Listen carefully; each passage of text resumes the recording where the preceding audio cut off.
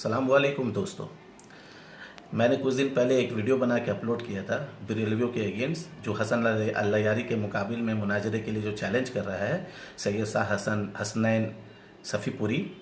और मैंने इसी बारे में बोला था कि बरेलवियों में हिम्मत नहीं है और बरेलवियों में उतना इल्म भी नहीं है जो हसन अल्लायारी का मुकाबला कर ले, क्योंकि हम सुन्नियों का जिस तरह से जग रसवाई किया है मुफ्ती कलीम हनफी बरेलवी मौलाना, और कोई बरेलवियों में ताकत नहीं है। क्योंकि जो क्या सच है ये मैं बताने आया हूँ, इसलिए ये वीडियो इसलिए बना रहा हूँ ताकि आप लोगों को सच बता दूँ कि ये बरेलवियों का जो अकीदा है खुद गलत है, इन लोगों का अकीदा ही ख़राब है।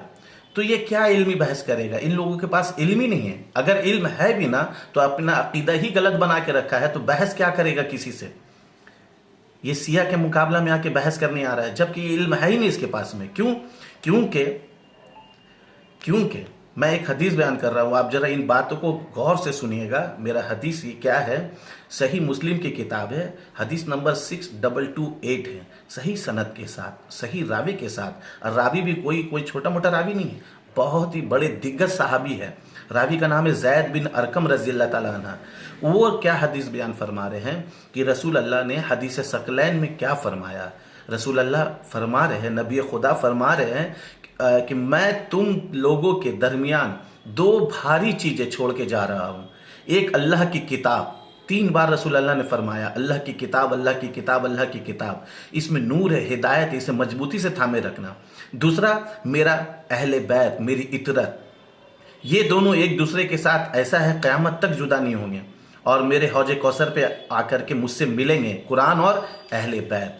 और इसके आगे क्या जुमला फरमाया रसूल पाक सल्लल्लाहु अलैहि वसल्लम ने कि ये दोनों को मजबूती से थामे रखना, क़यामत तक गुमराह नहीं होंगे आप लोग। जिस किसी ने भी अगर कुरान को छोड़ा, अहले बैत को पकड़ा तो वो गुमराह है, या अहले बैत को पकड़ा कुरान को छोड़ा तो वो गुमराह है। रसूल अल्लाह ने दोनों चीज़ों को पकड़ने का कंडीशन रखा है, शर्त रखा है कि दोनों को पकड़ना है तो आप गुमराह कभी नहीं होंगे, क़यामत तक का गुमराह नहीं होंगे। लेकिन ये जो फ़िरका है बरेलवी फ़िरका, इनका अकीदा क्या है? इनका अकीदा आप सुनेंगे ना तो आप ताज्जुब में पड़ेंगे। जब हमारे आका ने फरमा दिया 2 चीज़ें, कुरान और अहले बैत, लेकिन उसके बावजूद भी इनका अकीदा क्या है, आइए मैं आपको सुनाता हूँ। इनका अकीदा बरेलवियों के नज़दीक, बरेलवियों का अकीदा क्या है आप खुद सुने। दुनिया में तेरा नाम लेने वाला कोई नहीं बचेगा। तो अशरा मुबशरा के बाद तीसरे नंबर पे कौन आते हैं? अहले। चौथे नंबर पर अहले ओहद की जंग में जो सहाबा शरीक रहे। 5वें नंबर पर आते हैं अहले बैत।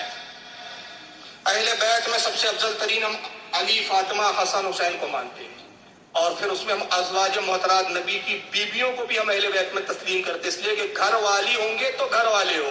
ये 313 खत्म हो गए क़यामत। अच्छा, तो आपने देखा, ये बरेलवियों का बहुत ही मशहूर मौलाना फ़ारूक रज़वी है, नागपुर से है। ये अपने एक तकरीर पे, इनका तकरीर यूट्यूब पे अपलोड है, आप लोग जाके देख सकते हो। मैंने सिर्फ वीडियो क्लिप काट करके आप लोगों को दिखाया कि आप लोग समझे बात को। आप लोग यूट्यूब पे जाके देख सकते हो इनका तकरीर कि ये तकरीर में क्या बोल रहे हैं। इन लोगों के, ये खुद अपना मुंह से कह रहा है कि हम लोगों के फ़िरकों के दरमियान में जो हम लोगों का जो सिस्टम है, 1 से लेके 10 तक का ये कैटेगरी बताया है। पहला कैटेगरी पे, पहला ये नंबर वाइज करके रखा है। पहला नंबर पे हज़रत अबू बकर सिद्दीक, दूसरा नंबर पे हज़रत उमर फ़ारूक आजम, तीसरा नंबर पे हज़रत उस्मान गनी, चौथे नंबर पे उस हज़रत अली रज़ियल्लाहु ताला अन्हु अलैहिस्सलातु वस्सलाम। ये 4 खुलफाए राशिदीन, 4 नंबर तक का। 5वां नंबर ये 4 हो गया 1 नंबर पे, खुलफाए राशिदीन 1 नंबर पे। दूसरा नंबर पे है अशरा मुबशरा, 10 सहाबी जिनको एक टाइम पे रसूल अल्लाह ने जन्नत का बशारा दिया। तीसरा नंबर पे जंग बदर, चौथा नंबर पे जंग अहद, 5वां नंबर पे अहले बैत अलैहिस्सलातु वस्सलाम का मकाम है इन लोगों के नज़दीक। अभी आप बताइए, रसूल अकरम सल्लल्लाहु अलैहि वसल्लम ने अहले बैत को कहाँ लाके खड़ा किया, और ये बरेलवियों अहले बैत को कहाँ खड़ा कर रहा है? 5वें नंबर पे खड़ा कर रहा है। रसूल अल्लाह कहाँ पे खड़ा कर रहे हैं? कुरान के साथ, एक दूसरे के साथ, और वो भी क़यामत तक का। और वो भी हुक्म भी दिए उम्मत को कि मजबूती से इनको पकड़ के रखना, अहले बैत को छोड़ना नहीं है। अगर छोड़ दोगे तो गुमराह हो जाओगे।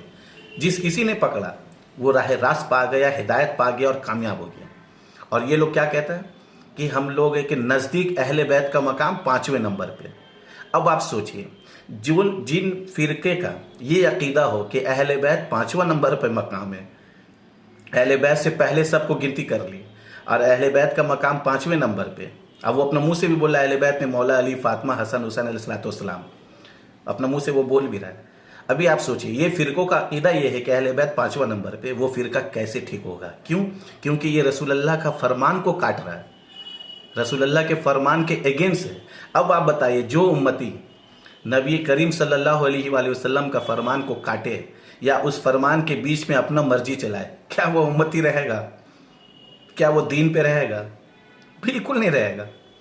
तो अब आप लोग सोचिए कि ये बरेलवियों का अकीदा कैसा है। अब जितने भी लोग बरेलवियों को फॉलो करता है, बरेलवियों के पीछे चलता है, तारीफ करता है, वो अपना अपना अकीदा पहले ठीक कर ले।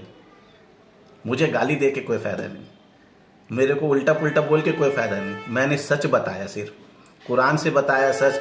हदीस नंबर देके सही मुस्लिम हदीस नंबर 6228 और जराबी भी जैद बिन अरकम रज़ियल्लाहु ताला अन्हु। आप लोग खुद देखिए किताब को, मुझे बोल के कोई फ़ायदा नहीं। अपना अकीदा ठीक कीजिए। अल्लाह हम तमाम लोगों को हिदायत देने वाला है। अपने महबूब के सदक़े में हिदायत अता फरमाएँ। आमीन।